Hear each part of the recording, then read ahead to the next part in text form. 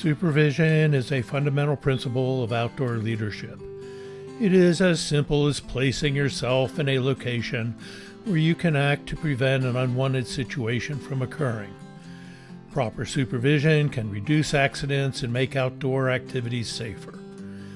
This module provides you with the Supervision Basics. General supervision means that the leader must be in the activity area and overseeing the activity. The group is paddling across a large body of water.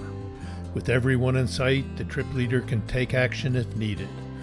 One of the kayakers accidentally capsizes and comes out of the boat.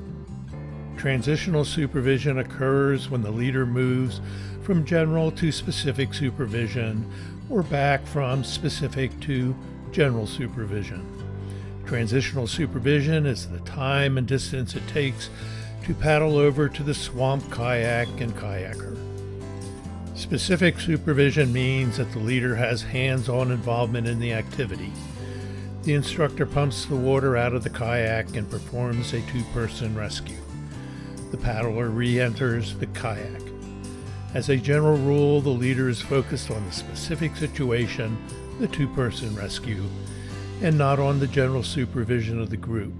This is normal. Watching the rescue, the other instructor supervises the rest of the group. The activity area is defined as the place where the activity occurs. Unlike the well-defined boundaries of a gym or playground, the boundaries of an outdoor activity area can be more amorphous. The canoeists have pitched their camp for the night. There is a sleeping area, a kitchen, a beach, a swimming or wading area, and a groover or restroom. Together, the areas constitute the activity area. The leader needs to be able to systematically monitor the activity area. This does not mean that everyone is in sight all the time. It is important for the leader to be in a location to transition to specific supervision if needed, and they need to be located where members of the trip can easily access them if needed. Does the leader have general supervision of the activity area? Yes, the leader has general supervision of the activity area. The paddle across the entrance to the groover indicates it is being used. The person in the groover area may not be seen, but can be heard, and they have easy access to the leader. As kayaks and canoes move across the lake or bay, the activity area moves and changes with the movement of the group. Most notably in river and whitewater paddling, the activity area is constantly changing with the changing terrain. Using a strategy of eddy hopping, a group of kayakers run the rapids. Initially, the activity area includes the area above the rapids. Then it changes to include the area below the rapids. The leader has general supervision of the group.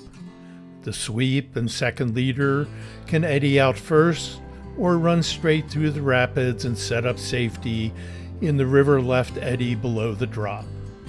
The second leader positions himself to transition into specific supervision and rescue a capsized kayak if one of the kayaks capsizes. A group of rafts run the rapids. The leader is easily positioned to transition to specific supervision and tells the group in the eddy to hold up until the rafts run the rapids. One by one, the kayaks run the rapids. A kayaker capsizes. The safety kayak transitions into specific supervision and rescue mode. The other leader holds up the group in the top eddy until the rescue is completed. The group finishes running the rapids and continues on down the river. The canoeists have pitched their tents for the night.